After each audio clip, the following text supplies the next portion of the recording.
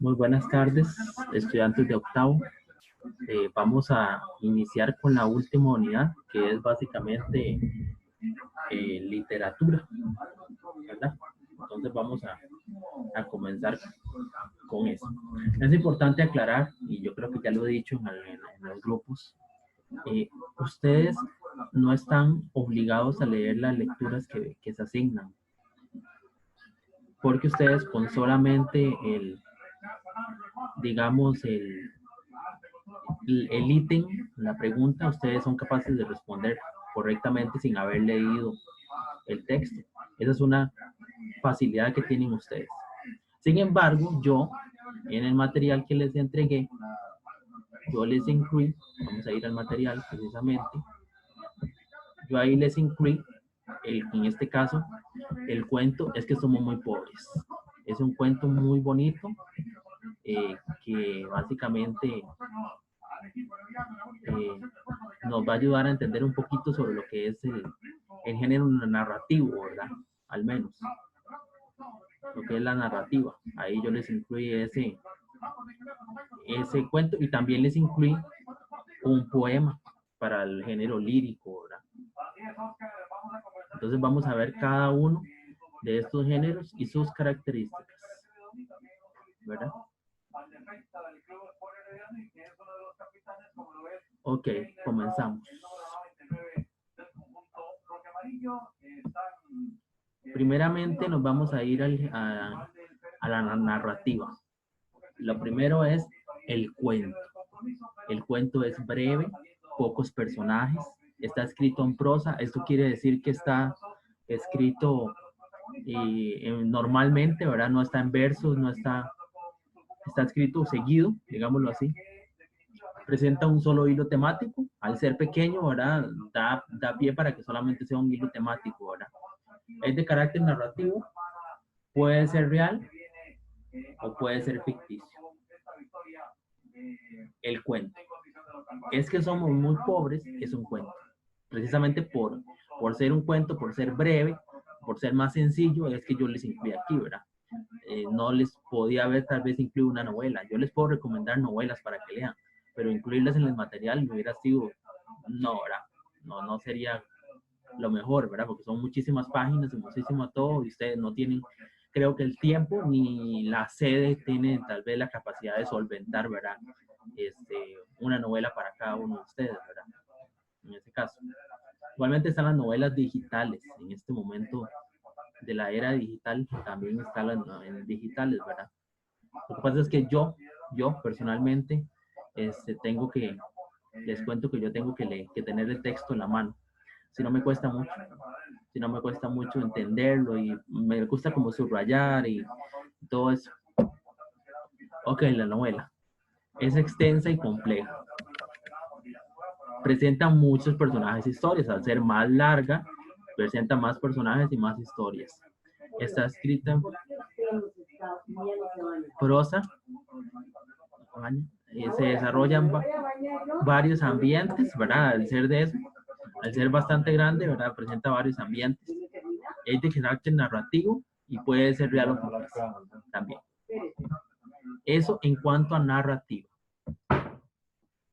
Ahora tenemos el género literario. Poesía o lírica. Está escrita en verso, la poesía. Ahora vamos a ver con el poema un poco más de eso.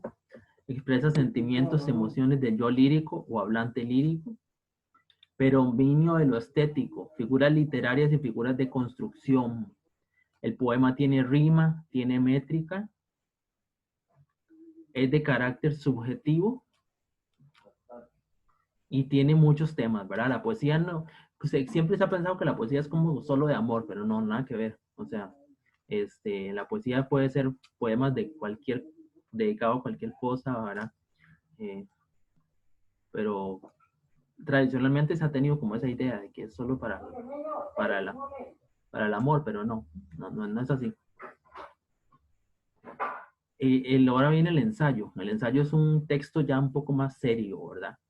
Está escrito en prosa, igual que los de narrativa. Aquí es subjetivo porque expresa las ideas del autor, es lo que el autor piensa sobre determinado tema. Los temas se abarcan parcialmente, presenta digresiones, habla sobre otros temas para ilustrar sus ideas, posee carácter didáctico porque nos quiere dejar una enseñanza y tiene variedad de ideas y enfoques temáticos, en este caso, ¿verdad? Este video sirve también para séptimo, para hacer la aclaración ahí. Este video sirve también para séptimo porque esto se ve en séptimo también. Entonces, en ese caso, ¿verdad? Por eso fue que lo compartí también para séptimo. Incluso para noveno también, pero ya en noveno vi el tema. Ok. Elementos de la narrativa. La narración es la forma de contar hechos reales o ficticios. En algunos casos se suele utilizar el tiempo pasado para presentar los acontecimientos. Una narración puede ser breve, como el cuento, o puede ser extensa y con varias historias, como el caso de la novela. Ahora sí, vamos a ver los elementos de análisis, que son básicamente los que nos van a preguntar a nosotros en el examen, digámoslo así. Comenzamos con el código apreciativo. A ver, voy a compartir pantalla atrás. Entonces comenzamos con el código apreciativo. El código apreciativo es la posición del narrador ante el mundo mostrado a través de la obra. Es su criterio, ya sea positivo, negativo, pesimista, deprimente, entre otros. Ejemplo, vean aquí.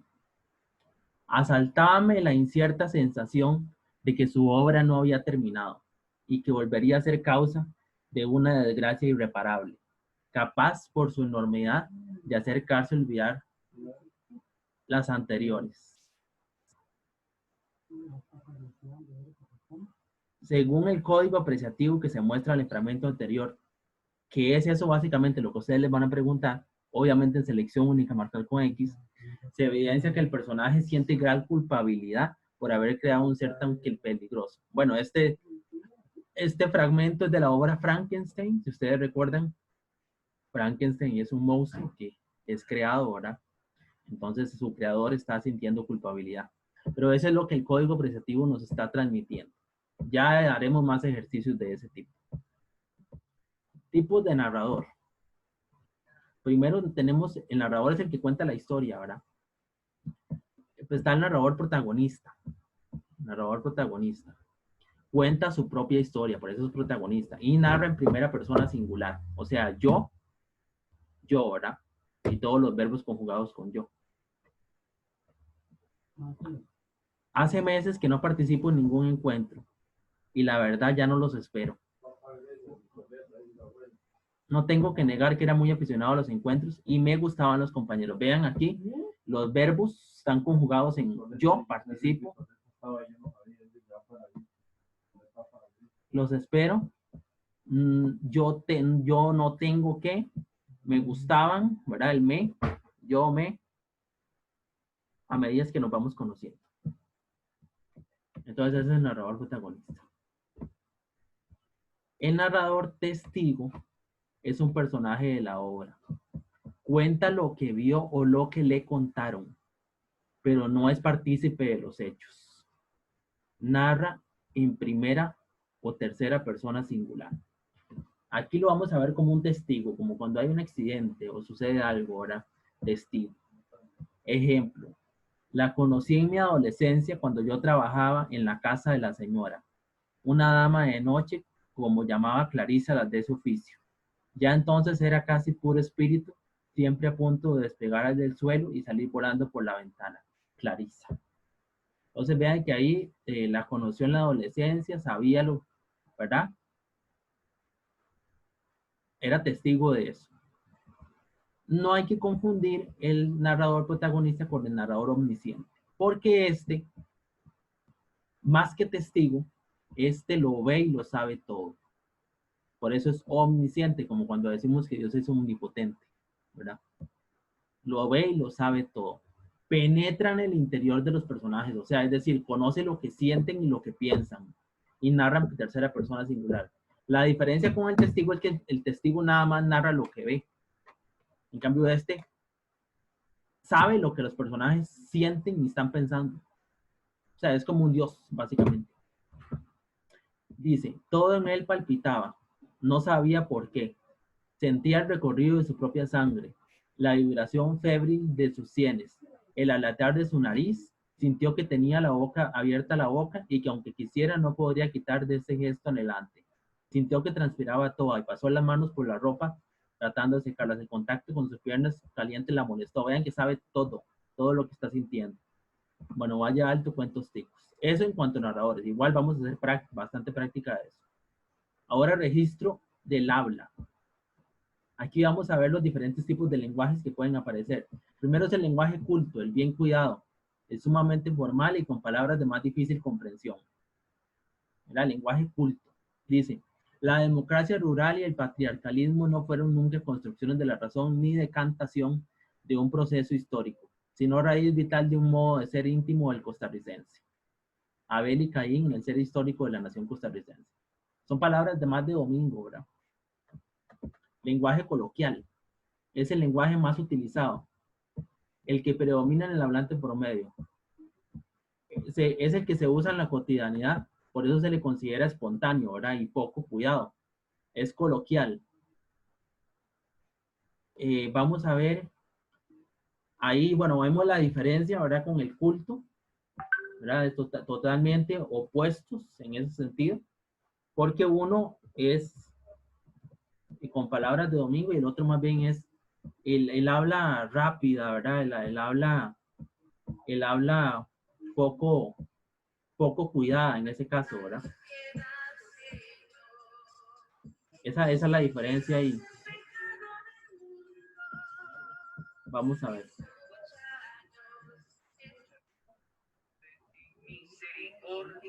Vamos a seguir. Muéstranos, Señor, tu misericordia.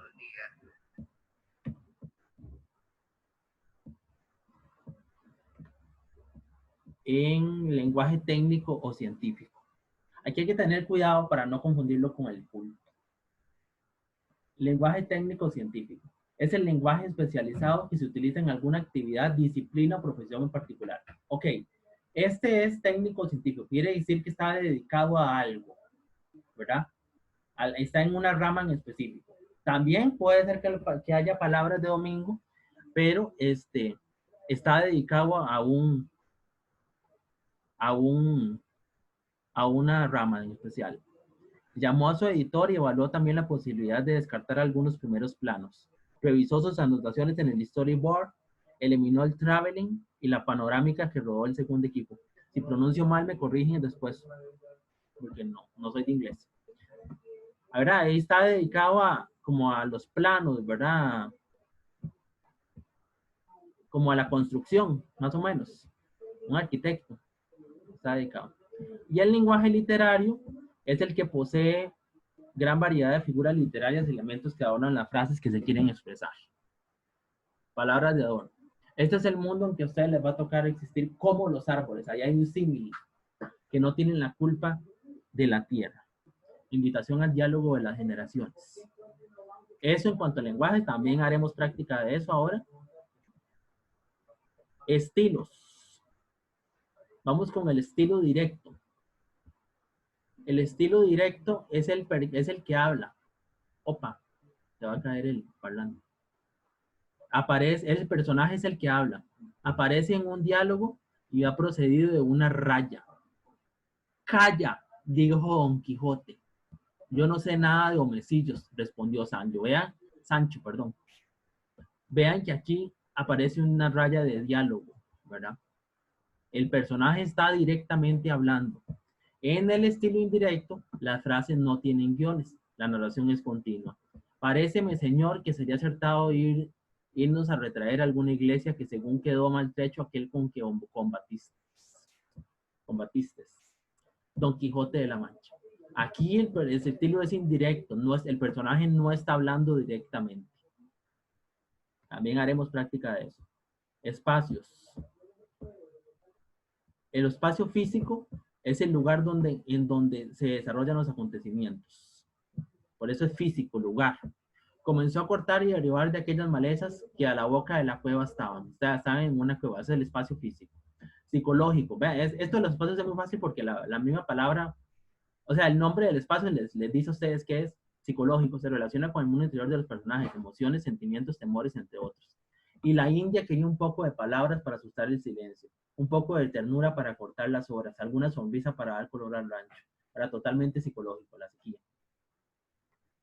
Ético, alude a lo moral, se deduce de las acciones y conductas de los personajes, pues están en un fil las razones de condenarle o absolverle, que dejen pasar libremente, pues siempre se ha alabado más hacer el bien que el mal.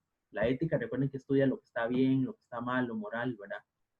El espacio religioso se presenta cuando hay una influencia directa o indirecta de alguna religión determinada. En este caso, el ejemplo, ¿verdad? Del Papa, ¿verdad? El Santo Padre.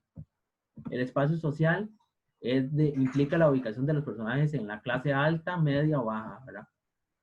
Y aquí vea, la familia de Don Damaso era noble en Santiago por derecho pecuniario, ¿verdad? Ya estaba diciendo, se distinguía por el gusto al lujo, ¿verdad? Ya sabemos que es de clase alta, entonces. Espacio social. Espacio educativo. Pa. Se refiere al nivel académico o el ambiente cultural que predomina en la obra. Él respondió que su profesión era ser humanista, sus ejercicios y estudios, componer libros para dar a la estampa, un Quijote. Ahí, ¿verdad? Lo de libros, ¿verdad? No se relaciona con el mundo de la educación, educativo. Jurídico, lo de leyes, ¿verdad? Con solo en el boletín judicial, mayor, soltero, jornalero, ¿verdad? Como cuando nos hacen documentos judiciales. Espacio político se refiere a las estructuras de poder que se manifiestan a lo largo del texto. También se relaciona con las jerarquías. Usted llamar indios para los votos y dar guaro, ahora tener votos, no quiere dar trago. Ustedes con los votos ganaron mucho. Inditos quedar aquí y no ganar nada. Inditos no volver a salir para la votación. ¿Verdad? Primero que todo, lenguaje coloquial, ¿verdad? Pero en lo que estamos viendo aquí es que es un espacio político, ¿verdad? Se relaciona con eso, con la política. Hay elecciones en ese caso. El económico se determina por el ambiente material en que se desenvuelven los personajes. Si es de lujo, es de comodidades, de escasos recursos, ¿verdad? Somos 6 en casa y solo uno el que trabaja. Ya cumplió 8 años y debe ganarse el pan que come. Su oficio será el de sus mayores que no tuvieron nunca otra escuela que la mina. Ahí vemos que son pobres, ¿verdad? Pero hay que entender, hay que diferenciar el social con el económico, ¿verdad? Porque el social es más, ubica directamente la clase a la que pertenecen. En cambio, esta habla de si tienen recursos, ¿verdad? Y no, se nota la economía. Y el ecológico hace referencia a la relación de los personajes con la naturaleza. En este espacio se denuncia la contaminación y los daños hechos al medio ambiente. Aquí lo de las tortugas marinas, ¿verdad? En la obra La Loca de Gandoca. Ok. Viene una práctica de espacios y de... Voy a ver si... A ver.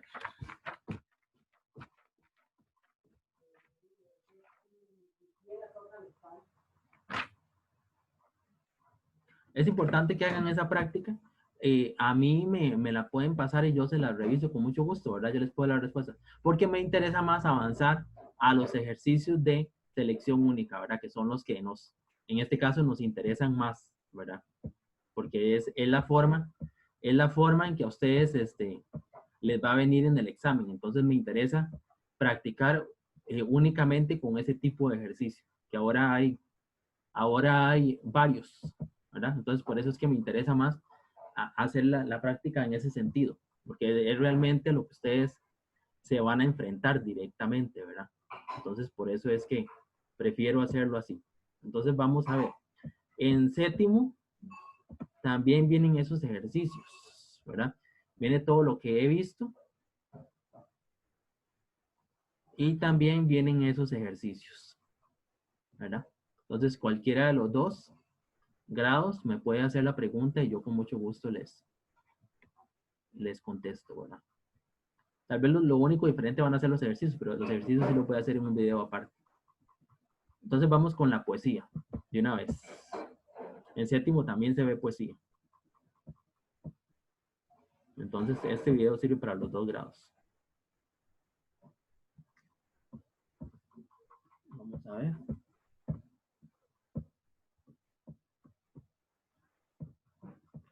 Elementos de la lírica.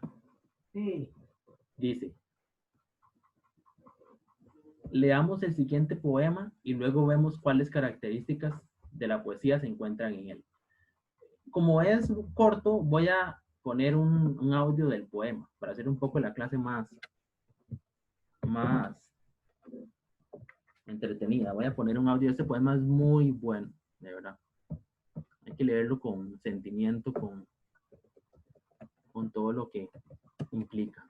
Lo van a ver.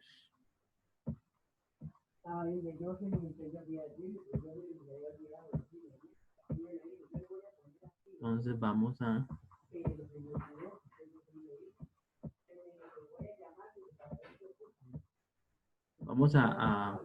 escucharlo.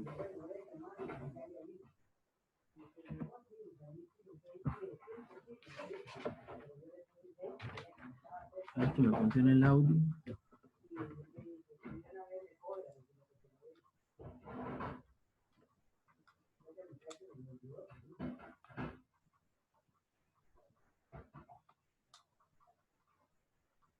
Enter to Bluetooth. Enter radio in playing. Enter aux in playing.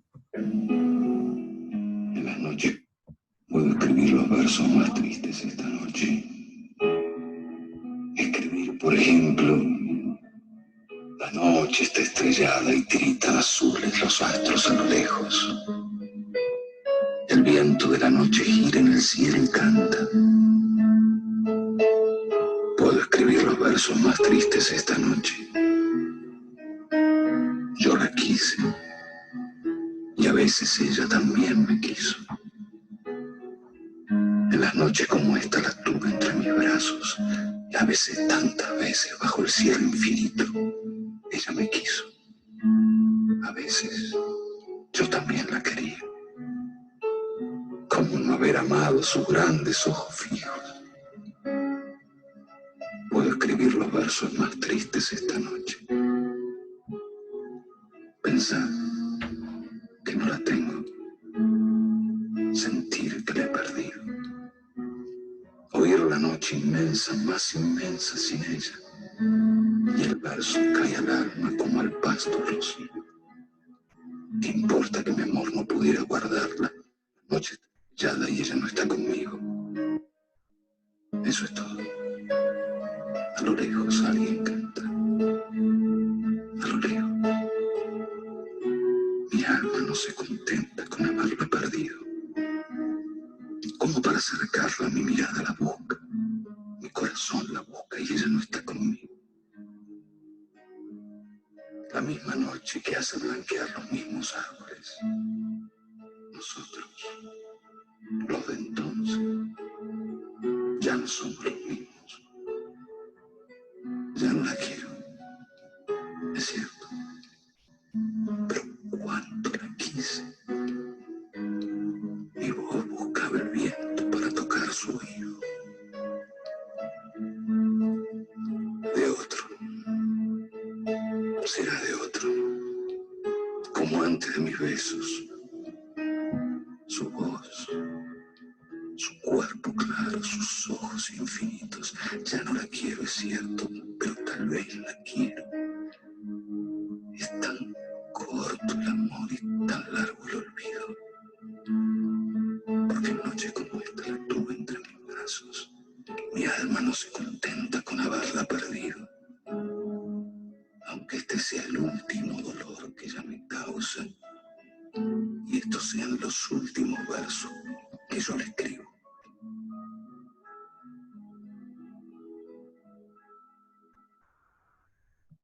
Bueno, en octavo está ese poema.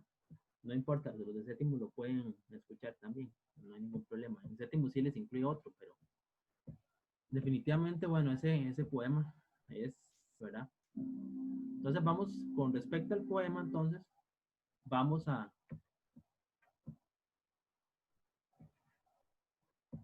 trabajar entonces esos elementos que están ahí. Ahora sí, características de la poesía lírica. Es subjetiva, porque expresa los sentimientos íntimos del yo lírico, ¿verdad? Comunica de manera, el yo lírico es como el narrador en narrativa, valga la redundancia. Aquí tenemos un yo lírico, no vamos a decir que el poema tiene narrador, sino que es un yo lírico que nos transmite algo, ¿verdad? Comunica de manera íntima el mundo interior del yo lírico. Generalmente se escribe en verso. Eso es lo que estamos acostumbrados, ¿verdad? Que la poesía se escribe en verso. Suele ser breve, vea que fue cuestión de 3 minutos para escucharlo y leerlo. Presenta métrica y ritmo, rima. El yo lírico es la voz que expresa en el poema. Ajá. Trata temas universales como la muerte, el amor, la soledad, ¿verdad? Ese tipo de temas, pero ya dijimos que no solo eso, ¿verdad? Predominio de lo estético, usa lenguaje figurativo. Entonces les pregunto, de acuerdo con este poema que vimos, el viento de la noche puede girar y cantar, ¿no? ¿Verdad? Esas son figuras de ese tipo, las que vamos a ver, ¿verdad? Esos tienen un nombre, ahí lo vamos a ver ya inmediatamente. Un símil, figuras literarias, hay que reconocer cuáles son literarias y cuáles son de construcción, porque a veces en el examen le colocan a uno una figura, pero le están pidiendo que identifique la de construcción y no la literaria. Entonces, lo primero que tenemos que hacer es distinguir cuáles son literarias y cuáles son de construcción. Literarias. Símil, metáfora, hipérbole y epíteto. Símil es una comparación que utiliza las palabras como, cual, se parece a, semejante a, igual a u otras. Ejemplo, te parece al corazón sediento de un pájaro. O sea, está comparando a alguien con el corazón sediento de un pájaro. Ellos son como el mar, está comparando a ellos como el mar, ¿verdad? Igual los está, ¿verdad? La metáfora también es una comparación, pero sin elemento comparativo. Aquí ya no es ojos como la fría plata, no, sino ojos de fría plata. Es una comparación más directa. ¿Tienes un corazón como el oro? No. Tienes un corazón de oro directamente, ¿verdad? Hipérbole, una exageración, un mar continuo sin final. O sea, a pesar de que el mar es inmenso, ¿verdad? Y probablemente nunca hayamos visto el final de un mar, digamos, estamos en la arena y vemos el inicio, ¿verdad? Lo que podría ser el inicio viéndolo de ese modo, pero el mar tiene su final. Que no lo podemos ver es otra cosa, pero tiene final. Entonces es una hipérbole decir que no tiene final. Y el dolor me hará mi pesar eterno. Bueno, aquí, ¿verdad? El dolor pasa, se dice. Entonces es una exageración. Personificación o prosopopeya implica atribuirle cualidades humanas a seres inanimados, objetos y animales. El gato canta rancheras por la noche, el gato no puede cantar. Entonces es una cualidad humana. Solo la luz lo dice, luz completa. ¿La luz puede hablar? No. Epíteto es un adjetivo que refuerza una cualidad propia del sustantivo. Roja sangre, vean que la sangre es propia, la sangre, el rojo es propio de la sangre, ¿vale? Entonces vean que dice roja sangre, no, vean que incluso está al revés. Lo normal es que digamos sangre roja, pero ahí para enfatizar la cualidad de ese sustantivo que es sangre, ponen primero roja, igual en frío a cero y en hierba verde, ¿verdad? Son características muy evidentes de un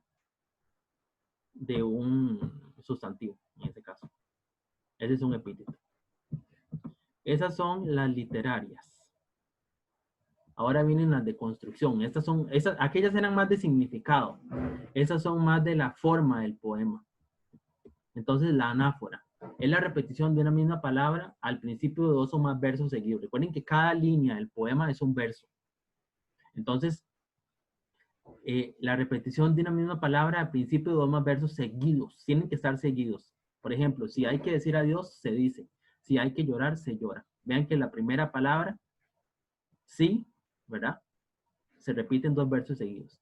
Con las mismas agujas, con las mismas puntadas. Ahí también, ¿verdad? El con. Reiteración. Se repite la palabra, una misma palabra en un mismo verso, ya no es en versos diferentes al inicio, no. Ahora es en un mismo verso. Y ahí en la luz, hechas de luz, luz se repite, sostiene un vuelo y un brillo. Se repite en un mismo verso, ¿verdad? Ay, ¿cómo me cuesta? Encabalgamiento. Pongamos atención. La idea de un verso termina en el siguiente. Por ello no hay signos de puntuación al final del verso.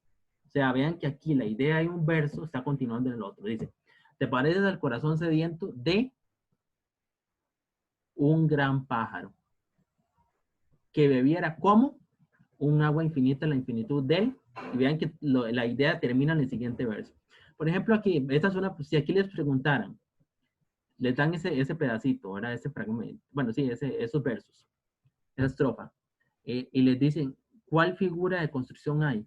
Ahí hay un símil, te pareces al corazón sediento de un pájaro, pero nos están preguntando de construcción, o sea, ese encabalgamiento. Esas son las trampillas por eso tienen que saber muy bien cuáles son las figuras literarias y cuáles son las de construcción.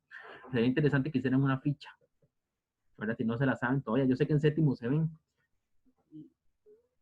Bueno, sí, y los que están en séptimo, de una vez, ¿verdad? Podrían hacer una ficha. Los de octavo ya las vieron en séptimo, pero los de séptimo estamos viéndolas por primera vez. Pero pueden hacerse una fichita. El hipérbaton consiste en alterar el orden lógico de la oración. El orden lógico de la oración tradicional es sujeto, verbo, complemento, ¿verdad? Así es como lo hemos conocido, sujeto, predicado, ¿verdad? Aquí el orden lógico de la oración se altera. Es la menos frecuente. En el labio carnoso vive el día. El orden lógico de la oración sería el día vive en el carnoso labio. Les voy a preguntar, les voy a contestar, les voy a ver por qué. El sujeto en esa oración es el día.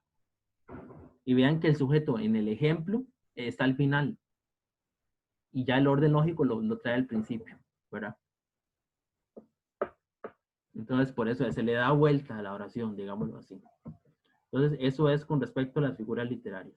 Ahora todo eso lo vamos a ver en unos ejercicios que vamos a hacer, de hecho.